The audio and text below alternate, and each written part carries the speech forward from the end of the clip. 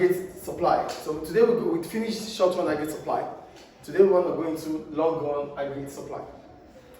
Yes, the difference between the short run and the long run is that in the long run, firms can still at least change a bit, but there's always going to be capacity constraints. So which simply means even in the long run, based on aggregate supply, all resources are fully employed. Get the point here. In the long run, there's capacity constraints, which simply means labor, resources, capital equipment are all fixed. There's capacity constraints. So I know in the long run, there's capacity constraints. This simply means there's little that firms can do to increase output or productivity, or output or supply. It can be argued that the aggregate supply is fixed, so it is fixed in the long run. So the classical economists argue that in the long run, wages and prices are flexible. As a result, the long run aggregate supply curve is vertical, which simply means in the long run, both the aggregate demand and aggregate supply meet or intersect. So that means the supply of labor and the demand for labor in the long run is flexible, which means those that are willing to work and able to work have been given jobs and they have been paid accordingly. Get the point here? It is fixed and flexible because in the long run, the demand for labor equals to the supply of labor. It's at equilibrium. So wages is flexible because individuals who want to work are able to get the amount of money they deserve. So everybody is willing to work at that point. That's why it's the long run, it is flexible. Do we understand the long run here? So the long run aggregate supply curve is vertical because it is fixed. So we cannot increase the numbers of workers. There's capacity constraints. So all resources are fully employed in the long run. Do we understand the long run here? Do we understand it? Okay, so how do we represent the long run? Because it's in the long run. The long run aggregate supply curve can also be associated with the PPF. And what we know the PPF, right? The PPF is a graph that shows the maximum of goods and services that can be produced within an economy if the combination here, if all resources are fully employed. And because we are in the long run, it means all resources are fully employed. So the PPF can show the productive potential of the economy when all resources are fully employed. Because it's in the long run, it means all resources are fully employed.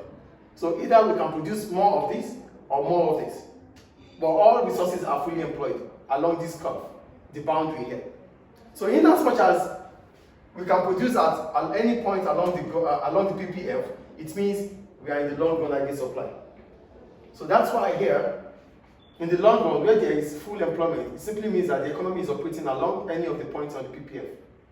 Because there's full employment here, it simply means we are operating at any point along the PPF.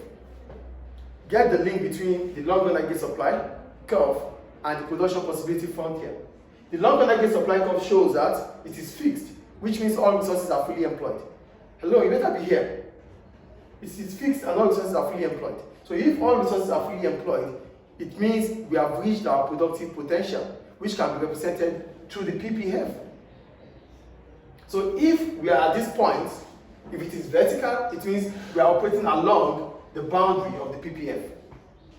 Do we get the link between LRS and PPF now? The economy is up, it is vertical because it is fixed. Try to move towards this side. Yes, please. The long run aggregate supply curve is vertical. Can't you just move? The long run aggregate supply curve is vertical here, so which simply means the economy is operating along the PPF. That is the link between them. Because this point means all resources are fully employed. Do we understand the long run aggregate supply curve, which is linked to PPF now? Great.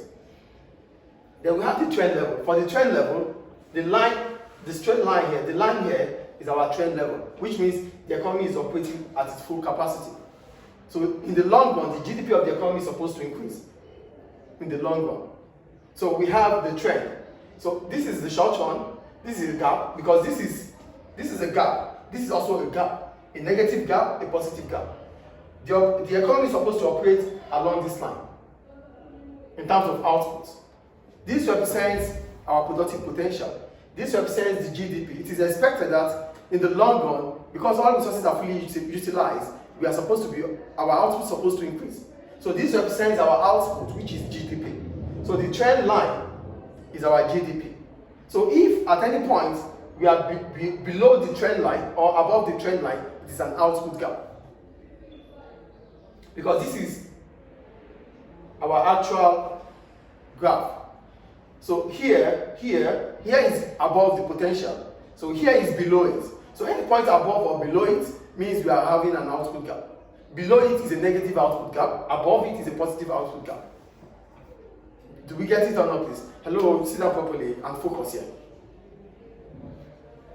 This is the trend, our actual GDP. The difference between our actual GDP and the potential GDP is the output gap. So if we are operating above it, above the trend line, it is a positive output gap. If we are operating below the trend line, it is a negative output gap. So the long-run aggregate supply curve can also be linked to our GDP. It is linked to our PPF here or PPC. It's also linked to our GDP. For our GDP, we're talking about the actual output and the real output.